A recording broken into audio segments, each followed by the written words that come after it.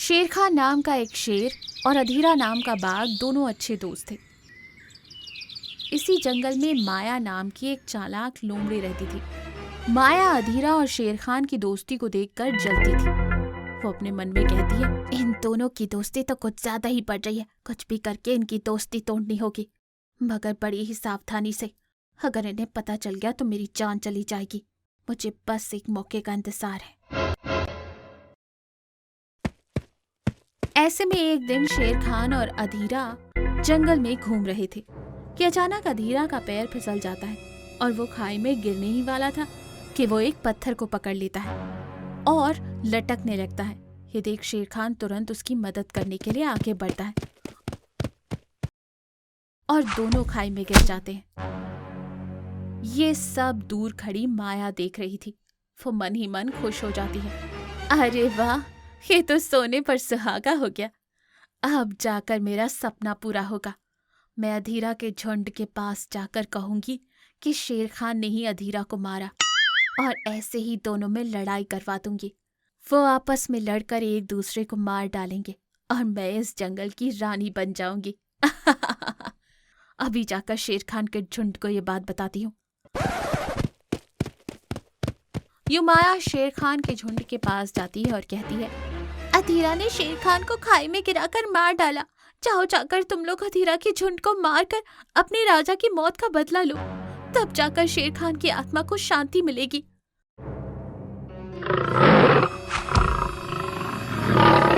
ये कहकर माया अधीरा के झुंड के पास जाती है। सुनो सुनो सुनो, शेर खान ने अधीरा को धोखे से खाई में धकेल दिया। तुम्हारा मुखिया खाई में गिरकर मर गया। अब तुम्हारा मुखिया नहीं रहा। जाओ जाकर उस शेर खान के झुंड को तबाह और बर्बाद कर दो, मार डालो उन्हें, तभी जाकर तुम्हारे मुखिया का बदला पूरा होगा। यूं माया दोनों झुंड के बीच लड़ाई लगा देती है और एक दूसरे पर हमला करते हैं। ये देख वहीं कुछ दूर पर खड़ी माया खुश हो जाती है।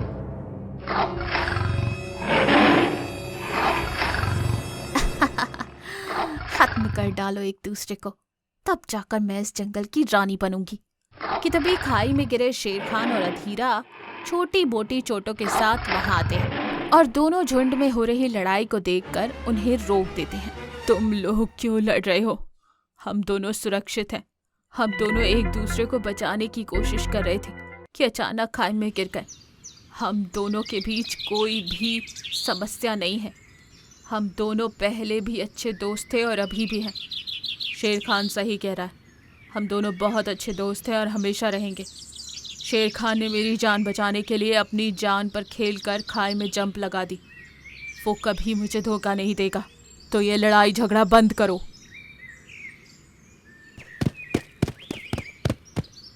मुझे माफ कर दो, मैंने तुम लोगों को धोखा दिया और तुम लोगों ने मेरी जान बचाई। मैं तुम्हारा ये एहसान जिंदगी भर नहीं भूलूंगी। मैं फिर कभी किसी के बीच फूट नहीं डालूंगी और ना ही झूठ बोलूंगी। इसके बाद लोमड़ी सुधर गई। और इस कहानी से हमें क्या सीख मिलती है कि सुनी सुनाई बातों में आकर झगड़ा नहीं करना चाहिए। दोस्तों, ये कहानी आपको कैसी लगी?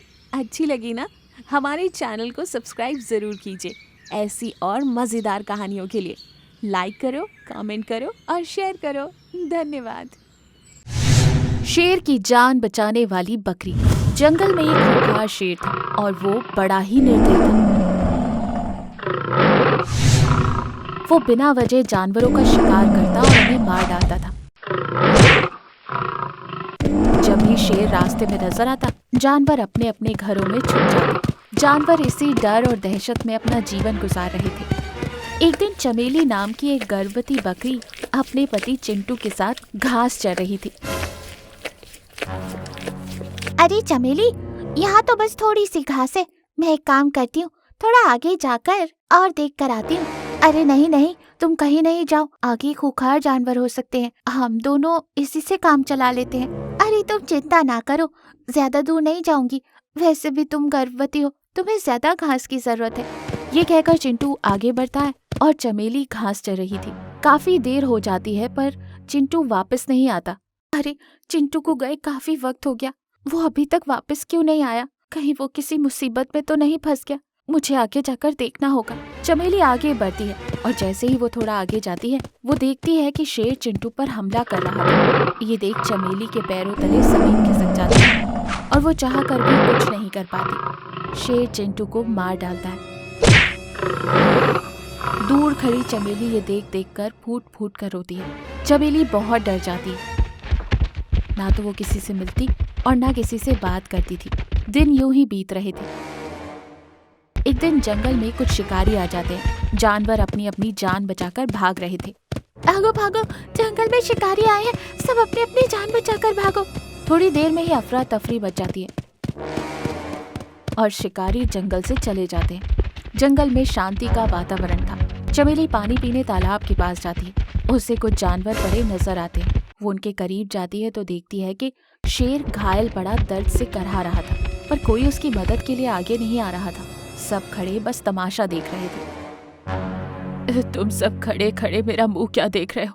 मेरी मदद करो, कृपया करके कोई तो मेरी मदद करो। तुम जैसे निर्दय के साथ ऐसा ही होना चाहिए। आप भुगतो अपने गुनाहों की सजा। वैसे तुमने सोच भी कैसे लिया कि हम में से कोई तुम्हारी मदद करेगा? हाँ, सही कहा। इस जैसे दुष्ट को तो इससे भी कड़ी सजा मिलनी चाहिए। शेर शिकारियों के हमले में काफी घायल हो गया था।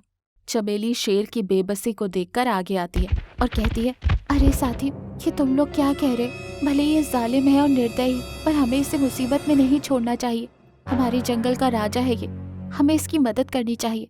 क्यों तुम भूल गई? इसने तुम्हारे पति को मार डाला। तुम कैसे इसकी मदद कर सकती हो?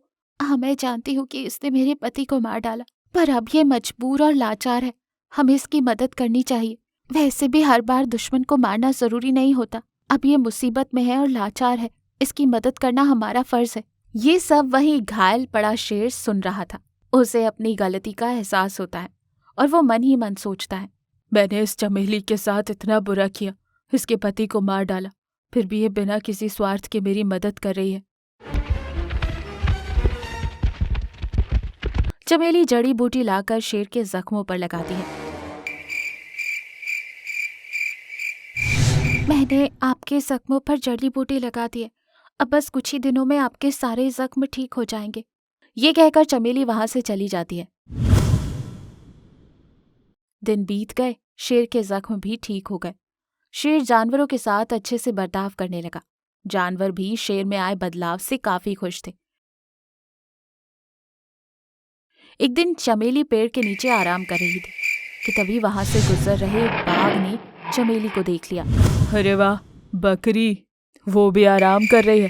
मुझे इसका शिकार करने में ज्यादा मेहनत नहीं करनी पड़ेगी। ये सोचकर बाघ दबे पांव चमेली की ओर बढ़ रहा था। वो चमेली पर हमला करने ही वाला था कि चमेली के पेट में जोर की हलचल होती है। वो एकदम से नींद से जाग जाती है और बाघ को अपने सामने देखकर घबरा जाती है। बाघ, मुझे छोड़ दो, मैं गर्भवती हूँ, मुझ पर रहम करो। चमेली बाघ के सामने गिड़गिड़ाती है और बाघ चमेली की एक नहीं सुनता। उस पर हमला करने ही वाला था कि शेर दहाड़ मारते हुए वहां आ जाता है। शेर की दहाड़ सुन बाघ घबरा जाता है। अरे ओ बाघ, छोड़ दे चमेली को, वरना तेरी खैर नहीं। इसने बिना किसी स्वार्थ के मेरी जान बचाई थी। उसका शिकार करने से पहले तुझे मुझसे लड़ना होगा। बाघ शेर के गुस्से को देखकर डर जाता है और वहां से भाग जाता है। महाराज, आपका बहुत बहुत शुक्रिया। नहीं चमेली, तुम्हें शुक्रिया कहने की जरूरत नहीं। उस दिन अगर तुम मेरी मदद नहीं करती तो शायद आज मैं जिंदा नहीं रहता। तुमने बिना किसी स्वार्थ के मेरी मदद की। तुमने ये साबित कर दिया कि प्यार और मोहब्बत से दुश्मन को भी दोस्त बनाया जा सकता है। शेर में आए इस बदलाव से सारे जानवर बहुत खुश थे। चमेली एक प्यारे से बच्चे को जन्म देती है। शेर और चमेली अब अच्छे दोस्त बन चुके थे। इस कहानी से हमें ये सीख मिलती है कि दुश्मन को प्यार से भी जीता जा सकता है।